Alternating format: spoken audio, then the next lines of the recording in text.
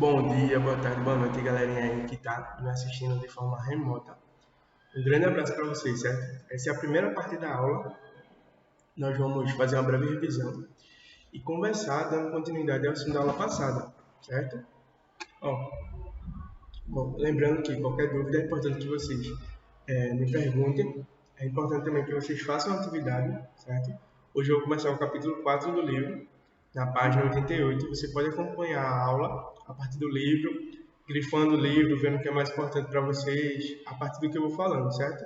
Assim vocês vão melhorar e potencializar o aprendizado de vocês. Dessa forma, nós vamos ter, fazendo com que vocês fixem mais o aprendizado, certo? Na aula de hoje, nós vamos estudar um pouco sobre o universo, sobre a Terra, vamos falar um pouco sobre rotação, translação, órbita, entre outras coisas. Mas antes, nós vamos fazer uma breve revisão dos conteúdos trabalhados até aqui. Bom, nós vimos no começo do ano um pouco sobre energia. O que é energia? Quais são as principais características? Quais os tipos de energia existem na natureza? Eu falei para vocês que o principal tipo de energia, ou a principal característica da energia, ela ser mutável, certo? A energia ser mutável vai fazer com que a natureza seja dinâmica. É algo diretamente relacionado. Por quê? Existem várias formas de energia, e um tipo de energia pode se transformar na outra. Por exemplo, como eu citei na aula, quando nós nos alimentamos, nós estamos pegando a energia química presente no alimento e transformando ela novamente em energia química através da digestão. Essa energia química que nós estamos captando através da digestão, ela vai ser transformada em outros tipos de energia. Quais tipos de energia? Bom, se você está gastando essa energia para se movimentar, você está transformando a energia química em energia mecânica.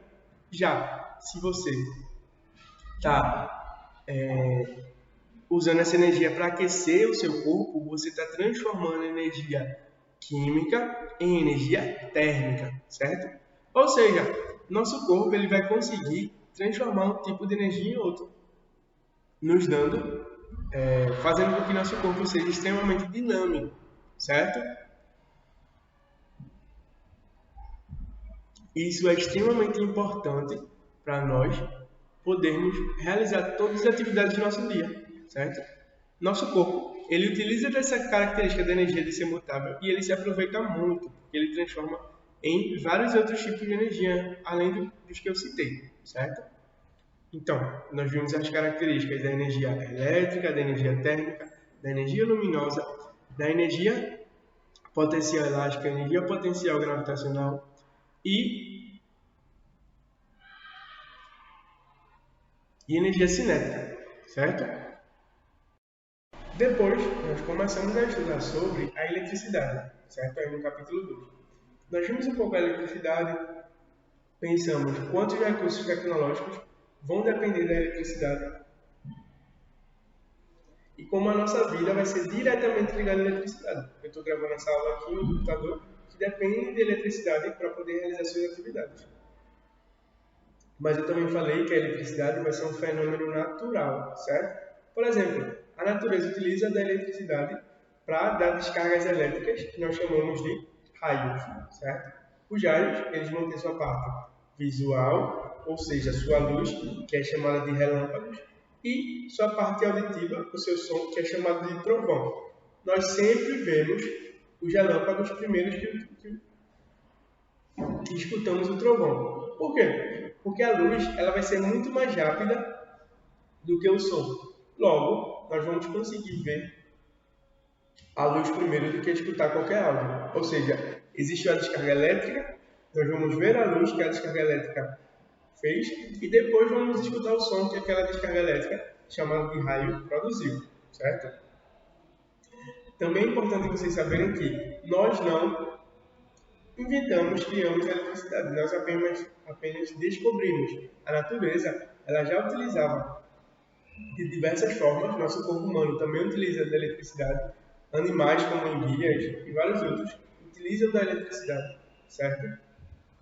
Nós apenas entendemos como é que a eletricidade funciona e reproduzimos isso em vários locais. E aí nós vamos ter as diversas tipos de geradores de energia, de usinas e etc, certo? E o que eu falei para vocês sobre o que é eletricidade? Eu falei para vocês que ela foi descoberta lá na Grécia, por meio de âmbar. Falamos um pouco sobre a atração de corpos, falamos um pouco sobre o átomo. Falei para vocês que o átomo ele tem duas partes, a eletrosfera e o núcleo. A eletrosfera, composta de elétrons, e o núcleo, formado por prótons e nêutrons, certo? Os prótons vão ter carga positiva, os nêutrons têm esse nome porque não tem carga, e os elétrons vão ter carga negativa, certo? Falamos sobre as áreas da eletricidade, eletrostática, eletrodinâmica, o que é condutor e o que é gerador. Falamos um pouco sobre corrente elétrica, os tipos de correntes, os efeitos da corrente elétrica, certo? Os geradores da corrente elétrica. Falamos um pouco sobre os circuitos elétricos. Depois falamos um pouco sobre a energia elétrica e seus impactos sociais e ambientais. Sobre fontes de energia, tipos de energia renovável e não renovável, as formas sustentáveis de se existir energia elétrica, selo Procel, como se calcula a energia da nossa casa. Depois começamos a estudar um pouco sobre Terra e Universo.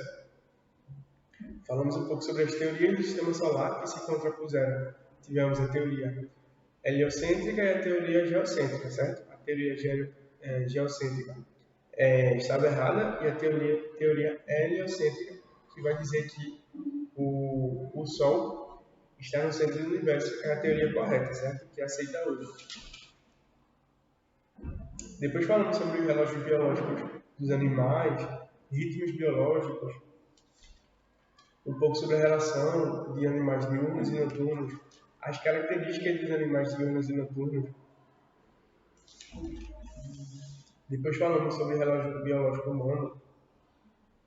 Falamos da relação do tempo acordado e do tempo dormindo, sobre melatonina, sobre sono, o que é jet lag, certo? E na aula de hoje, nós vamos ver um pouco sobre o universo, certo? Fiquem aí com a segunda parte da aula. Bom dia, boa tarde, boa noite, galerinha aí do 8º ano, tanto quem está presencial quanto quem está de forma remota. Gostaria de desejar um fortíssimo abraço para vocês, certo? E muita saúde. Na aula de hoje, a gente vai dar início ao capítulo 4 do livro de vocês, na página 88, sobre o planeta Terra e o universo, certo? É importante que vocês prestem atenção na aula, que depois eu vou estar fazendo algumas perguntas para vocês estarem me enviando, certo? Pelo ClassApp. Vocês já pararam para pensar o que é um planeta, o que vai definir um planeta e o que vai dizer o que é e o que não é planeta.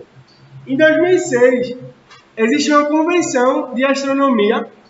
A astronomia vai ser a ciência que vai estudar os astros, certo? Vai estudar, por exemplo, fenômenos das constelações do sistema solar, o nome dos sistemas solares, das estrelas, certo? Constelações que vocês conhecem, porque boa parte delas são signos no sentido de astrologia, né? É importante vocês saberem que astrologia é diferente de astronomia. A astronomia é uma ciência, tem métodos, dados e validação científica. Já a astrologia é a ciência astrológica aí, por exemplo, mapa astral, signos, como, sei lá, Áries, Touro, Câncer. Tudo isso é da astrologia. A astrologia não é uma ciência, certo? Porque ela não é baseada e não é fundamentada em métodos. Mas cada um acredita no que quiser. No caso, a astrologia vai dizer a data, né?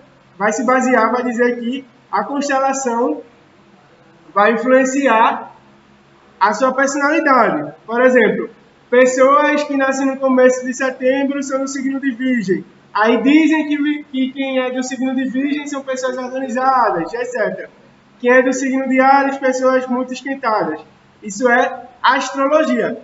certo? E a astrologia não é uma ciência, não tem base teórica, não tem base metodológica, não tem base científica. Logo, a astrologia não é campo de estudo das ciências de nenhum tipo, certo? É tido como um conhecimento empírico, as pessoas vão adquirindo através dos tempos, certo? Já a astronomia, como eu falei para vocês, vai ser a ciência que estuda os astros. Os astros ou corpos celestes são tudo aquilo que está no universo, certo? Tudo aquilo espacial, são considerados astros ou corpos celestes.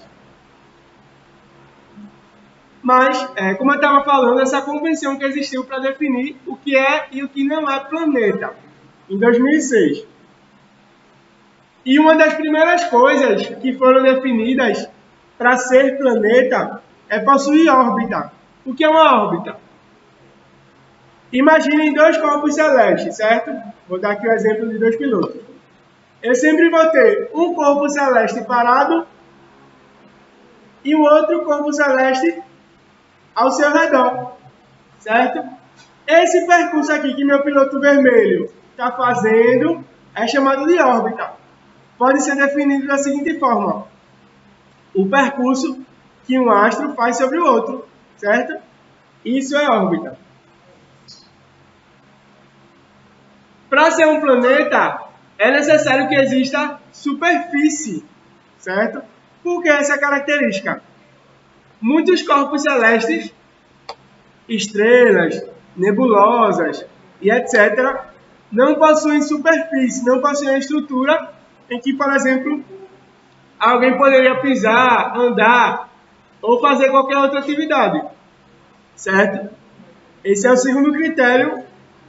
Para ser considerado planeta, é necessário ter superfície. E o último critério é: o planeta não pode ter uma massa igual ou parecida a algum corpo que faz órbita nele. Como assim?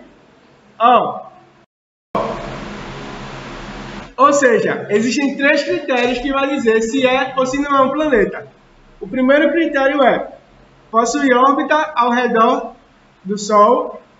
O segundo critério é ter superfície. E o terceiro critério é não possuir corpos de massa semelhante à sua órbita. Por exemplo, a Terra e a Lua. A gente vai estudar sobre Lua e etc. nas próximas aulas. Mas vocês sabem que a Lua é bem menor que a Terra. Logo, a massa da Terra é bem maior do que a massa da Terra, certo? Já alguns corpos celestes vão ter a sua massa própria, muito semelhante à massa das suas luas. O que é uma lua? Vocês aprenderam aí no ensino fundamental 1 que a Lua não era o satélite da Terra? Exatamente. Outros planetas também possuem luas, certo? E às vezes essas luas têm uma massa muito parecida ou igual, ou até mesmo maior, do que a sua própria massa, certo? Repetindo, nós vamos ter 3 critérios para se considerar os corpos celestes planetas. O primeiro critério, possuir órbita ao redor do céu. O segundo critério, ter superfície. E o terceiro critério, não possuir corpos celestes de massa semelhante ou maior que a sua, certo? E quais são os planetas? Bom, quando eu era também aí do 4º, 5º ano, minha professora me disse a seguinte frase: minha avó tem muitas joias sem usar nenhuma, certo? E essa frase é uma frase para vocês decorarem, saberem os planetas. Por quê? Vou repetir aqui devagarzinho. Minha avó tem muitas joias sem usar nenhuma. Percebam que a primeira letra dessa frase vai ser correspondente a um planeta. Por exemplo, minha é para você lembrar que Mercúrio é o primeiro planeta, assim quando a gente sai do Sol, Mercúrio vai ser o primeiro planeta a possuir corpo, ser considerado planeta próximo ao Sol. Depois nós temos minha avó, é de Vênus, certo? O Vênus vai ser o segundo planeta.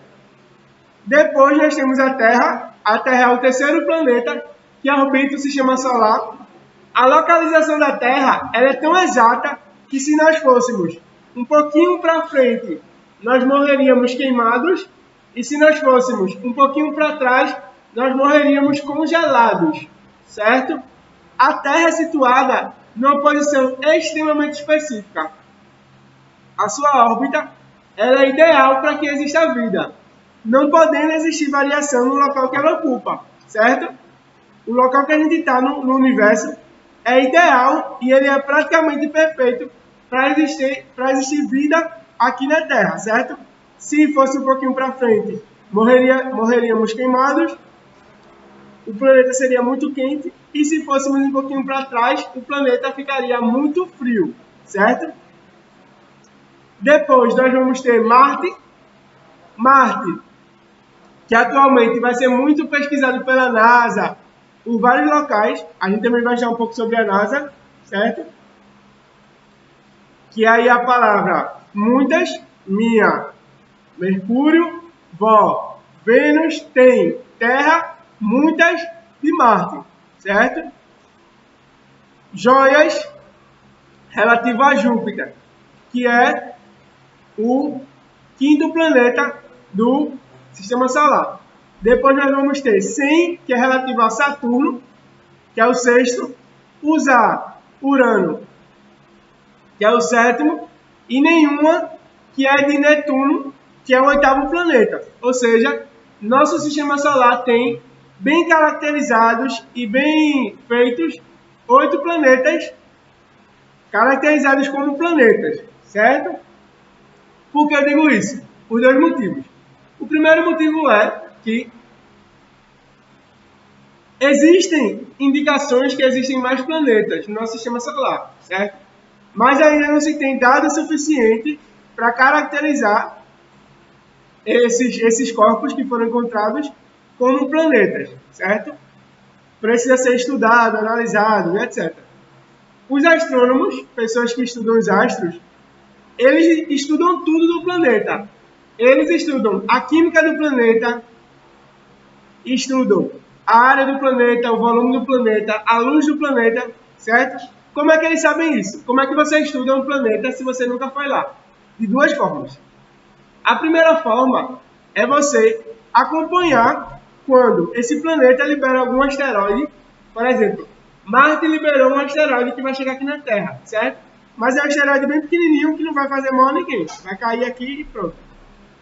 Marte liberou um asteroide. Quando esse asteroide, esse cometa, chegar aqui na Terra, as pessoas vão lá pegar esse cometa e vão analisar essa rocha de outro planeta. E aí você vai saber como é o planeta através de um pequeno pedaço de rocha, certo? Outras análises são feitas a partir de 2 parâmetros. A cor do planeta, certo? Por que a cor? A cor das coisas, ela vai refletir os componentes químicos. Por exemplo, tudo que é vermelho vai ter uma organização química e molecular semelhante, assim como tudo que é azul tem uma organização química e molecular semelhante. Logo, a partir dos planetas existentes dos planetas do Sistema Solar, nós vamos ter suas cores, sua luz, a luz que ele vai emitir. E essa luz que ele vai emitir vai servir com que nós analisemos esses dados de diversas formas. Então, os astrônomos são peritos, são muito bons, são fenomenais em caracterizar coisas que eles não estão nem perto. Veja só, você vai dizer como o planeta é, se pode ter vida ou não, se tem água ou não, a partir da sua luz e da sua cor, certo? Só que hoje, com a ciência extremamente avançada, nós ainda conseguimos emitir algumas sondas espaciais que conseguem tirar fotos, certo? E essas fotografias são muito importantes para nós sabermos, por exemplo, uma das grandes perguntas da humanidade. Qual é essa pergunta? Se nós estamos sozinhos na Terra ou não. É um grande questionamento que a humanidade se faz desde o seu primórdio, se em outros planetas existe vida ou não, certo? Qual é a resposta que a gente tem hoje? Bom, em Marte foi encontrado um micro-organismo, uma espécie de vida bem primitiva, certo? O que os cientistas acham é que é o seguinte: em outros planetas existe vida, mas é uma vida bem rudimentar, bem básica. Já na Terra nós teríamos uma vida bem evoluída, enquanto nós seres humanos, certo? Então os astrônomos atualmente dizem que em outros planetas não existe nenhuma vida tão evoluída quanto a vida que existe na Terra, certo? Vão existir formas de vidas bem simples.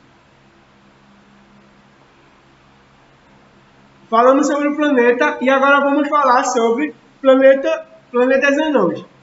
Planetas anãos são muitas vezes, dentro dos 3 critérios que eu falei para você, para ser considerado um planeta, eles fazem um critério, certo?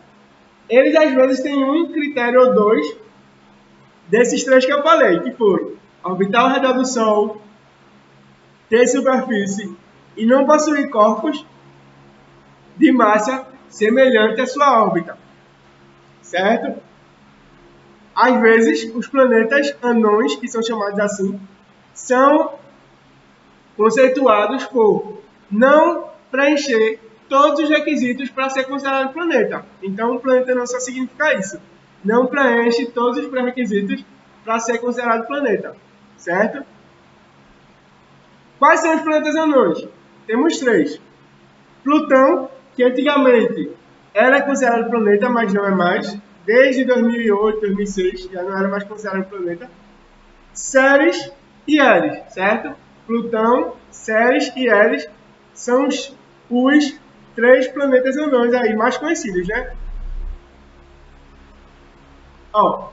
Agora nós vamos falar um pouco sobre a Terra. Bom, a Terra, como vocês sabem, ela tem sua trajetória ao redor do Sol, certo? Só que essa trajetória, ela não pode ser chamada de círculo, porque ela não faz um círculo perfeito. Os planetas fazem uma órbita ao redor do Sol na forma de elipse. Nós temos um círculo perfeito. A elipse vai ser quando o círculo possui extremidades, certo? Irregulares. Nós temos um círculo perfeito, que é uma bola, e quando nós temos extremidades do círculo diferentes de um círculo perfeito, vamos ter ele assim, certo? Ele é chamado de elipse.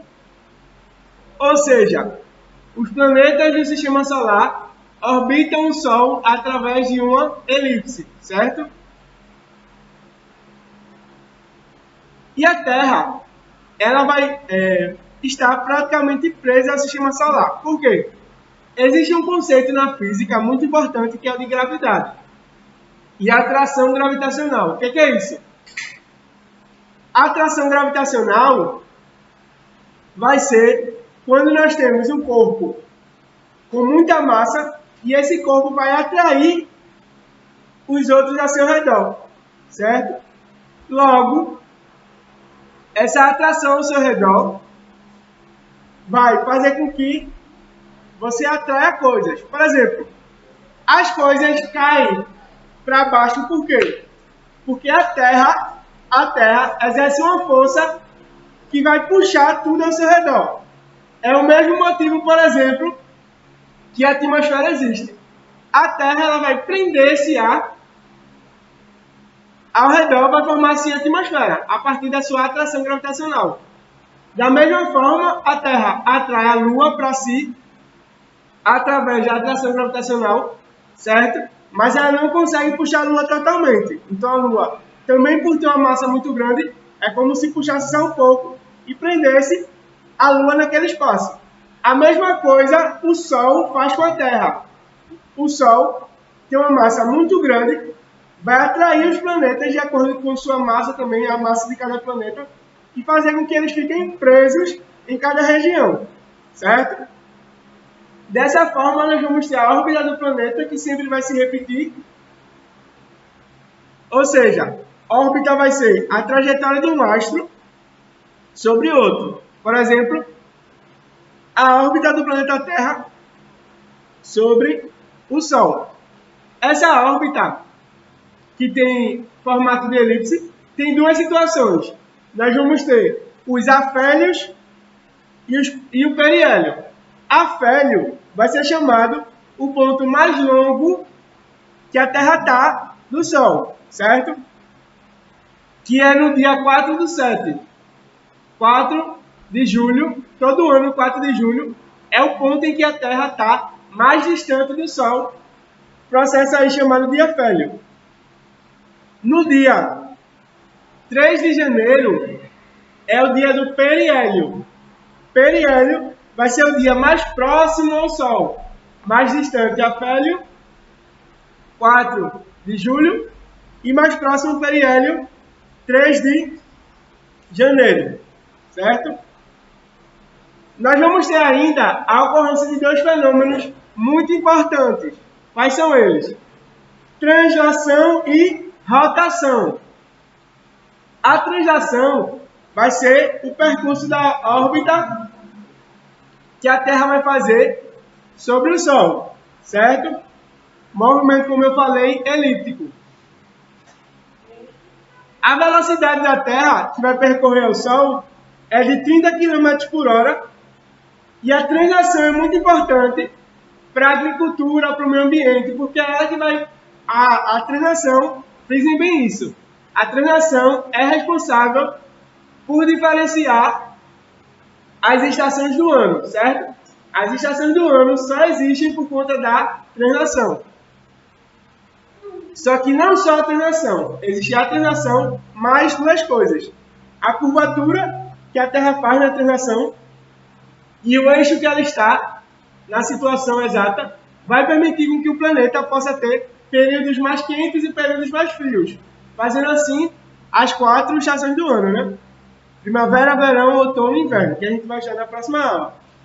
Só que a translação, ela não tem 366 dias, certo? Ela tem 365 dias e 6 horas, certo? Essas 6 horas não existem no calendário durante 3 anos, certo? As 6 horas elas são somadas, 6 mais 6 mais 6, e no quarto ano nós vamos ter o ano bissexto. O ano bissexto ele vai ser a soma de 4 anos de 6 horas vezes 4, certo? Que vai fazer com que se torne 24 horas. 6 vezes 4, 24. Que vai fazer com que fevereiro tenha mais um dia. Nos anos que não são bissextos, fevereiro tem 28 dias e no ano bissexto, fevereiro tem 29 dias, certo? Então, faltou explicar o que é rotação, certo?